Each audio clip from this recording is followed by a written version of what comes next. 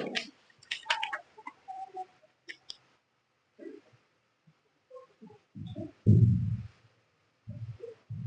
ver si puedo.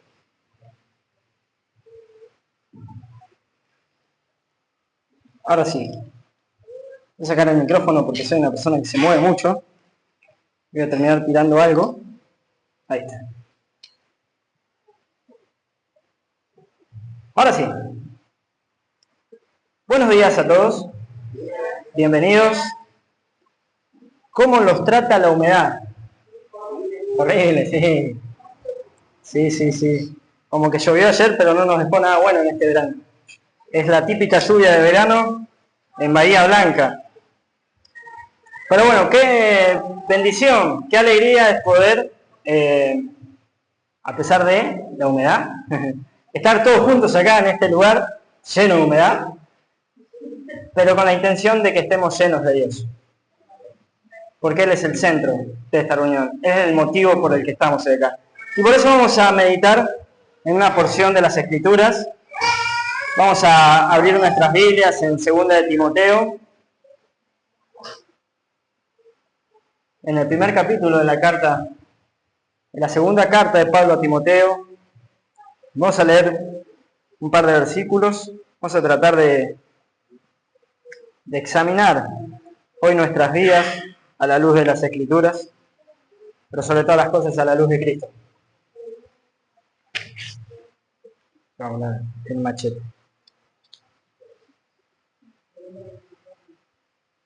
Segunda de Timoteo, capítulo 1. Escucho ruido de hojas.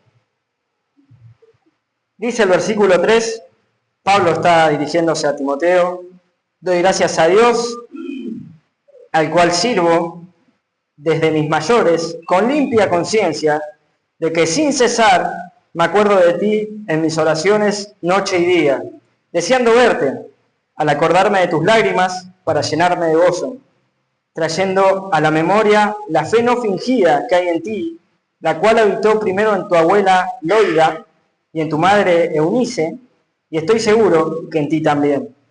Versículo 6. Por lo cual te aconsejo que avives el fuego del don de Dios que está en ti por la imposición de mis manos. Porque no nos ha dado Dios espíritu de cobardía, sino de poder, de amor y de dominio propio. Por tanto, no te avergüences de dar testimonio de nuestro Señor, ni de mí, preso suyo, sino participa de las aflicciones por el Evangelio, según el poder de Dios, quien nos salvó y llamó con llamamiento santo, no conforme a nuestras obras, sino según el propósito suyo y la gracia que nos fue dada en Cristo Jesús antes de los tiempos de los siglos. Vamos a leer hasta acá. Déjame contarte rápidamente por qué Pablo escribió estas palabras. Ustedes saben que Pablo fue encarcelado varias veces, pero sobre todo 2 veces en Roma. Perdón, Maxi. Y este era su segundo encarcelamiento. Y Pablo, dicen los estudiosos, que ya preveía que era el final de su tiempo en esta vida.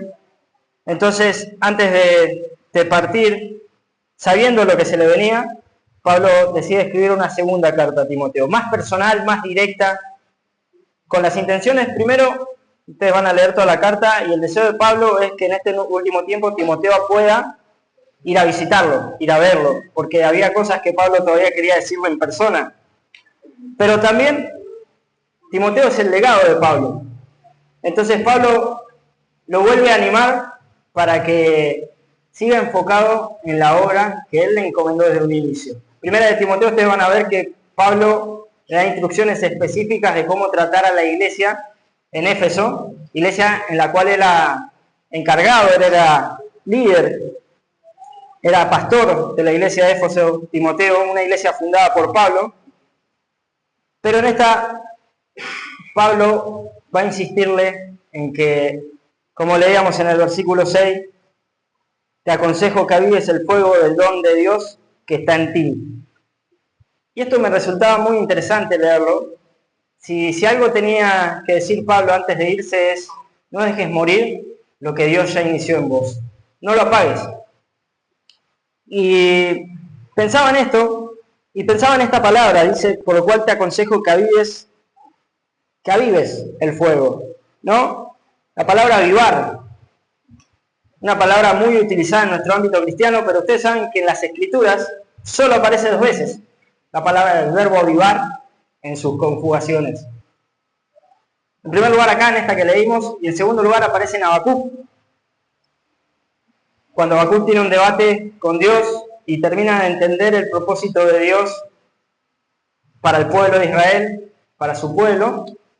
Él termina diciendo, he oído tu palabra y temí, Habacuc capítulo 3, oh Jehová, aviva tu obra en medio de los tiempos. Ahí encontramos la palabra aviva. Pero el avivamiento es un término de la tradición cristiana histórico. Es algo que se utiliza para los grandes movimientos sociales que hubo a lo largo de la historia de la iglesia. En algunas congregaciones a veces hay un mal acercamiento, quizás, o una interpretación recortada ante el avivamiento, pero aquellos estudiosos de las Escrituras entienden que la Biblia, las Escrituras presentan diferentes momentos de avivamiento y se vinculan a 2 grandes puntos. Hay avivamiento cuando hay arrepentimiento, en primer lugar, es decir, el abandono, el llamado al arrepentimiento y el abandono de la antigua manera de vivir, y hay un impacto social, es decir, eso que yo digo que me arrepiento, que pido perdón por mis pecados, termina influyendo directamente en mi entorno social. Ejemplos bíblicos les puedo dar varios, quizás Nehemías 8, si querés anotar y leer en tu casa. Vamos a ver la historia del pueblo de Israel construyendo los muros. Terminan de construir los muros, el pueblo volvía del exilio, y Esdras hace algo que para mí es sensacional en ese momento, que es, Esdras era el sacerdote del pueblo, se levanta en medio de toda una congregación de gente, abre las Escrituras y las empieza a leer. Lee las Escrituras frente al pueblo y empieza a contar la historia del pueblo con Dios. Y Esdras le dice, arrepiéntanse y no sigan el ejemplo de sus padres, de las generaciones anteriores que le dieron la espalda a Dios, sino que vivan conforme a sus mandamientos. Y dice Nehemías 8 que cuando Esdras leía las Escrituras, manifestaba la palabra de Dios, dice que el pueblo lloraba. Los estudiosos bíblicos dicen que ocurrió un avivamiento porque después de eso el pueblo se arrepintió genuinamente y cambió su modo de vivir, de tal modo que hubo un impacto en su contexto. Y ustedes saben que después del último exilio, de la vuelta, hubo en Jerusalén, hasta que nació Cristo, un tiempo de calma. Si bien no hubieron guerras significativas, no hubieron invasiones significativas, hubo un tiempo de calma y de paz hasta el nacimiento de Cristo. Otro ejemplo de avivamiento en la Biblia es la historia de Jonás en Nínive, ¿no? Cuando Jonás decide hacerle caso a la palabra de Dios, cuando cantamos, predica el arrepentimiento en Nínive, y el pueblo de Nínive se arrepiente y cambia su manera de vivir. Tiene un impacto social. Lo que sucede con Nínive, si ustedes siguen la historia, es que fue un cambio momentáneo y después Nínive, por alejarse nuevamente de Dios, termina desapareciendo. Muchas veces el avivamiento simplemente se lo relaciona con Hechos 2. ¿Se acuerdan la historia de Pentecostés? Pablo, ¿qué hace? Predica el Evangelio. Dice la Biblia que desciende el Espíritu Santo, las personas se arrepienten y comienzan a hablar en lenguas, como una manifestación del Espíritu Santo en sus vidas. Pero sirvió el avivamiento porque tuvo un impacto social, porque fue el inicio de la iglesia, que empezó Pedro predicando a miles, esos miles se convirtieron en cientos de miles, y la iglesia del primer siglo creció desmedidamente. Entonces, cuando Pablo le dice a Timoteo que avives, no estaba separándolo de las historias anteriores. No es que le estaba dando un mensaje solamente a él, sino que lo vuelve a vincular con la obra de Dios transformadora que tenía que llevarlo al arrepentimiento y al cambio de vida de tal manera que impacte a su entorno social. Leía una frase esta semana que decía, el avivamiento, muchas veces mal utilizado en las iglesias, no es iglesias llenas de gente. El avivamiento es personas llenas de Dios.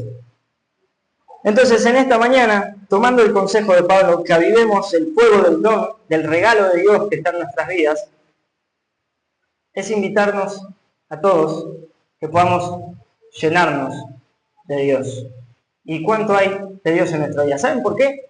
Porque si no llenamos nuestra vida de Dios, lo más probable es que estemos llenando nuestra vida con nada. O somos llenos de Dios, o somos llenos de nada.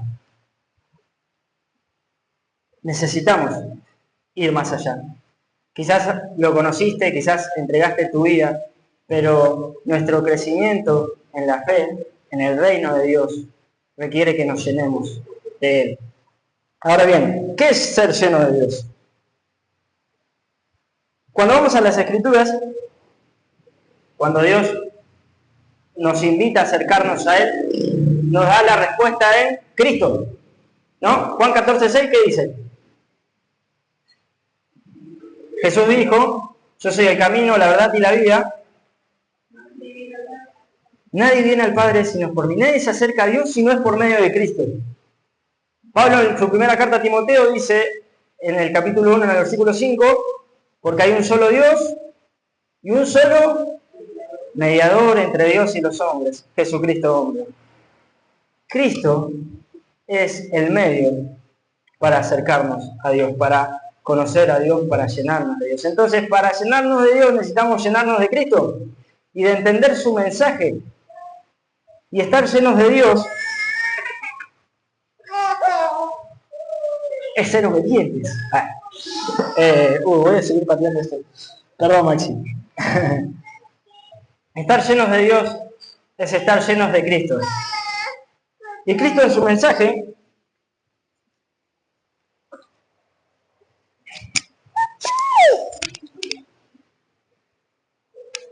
ahora sí, Cristo en su mensaje siempre nos invitó a una vida plena.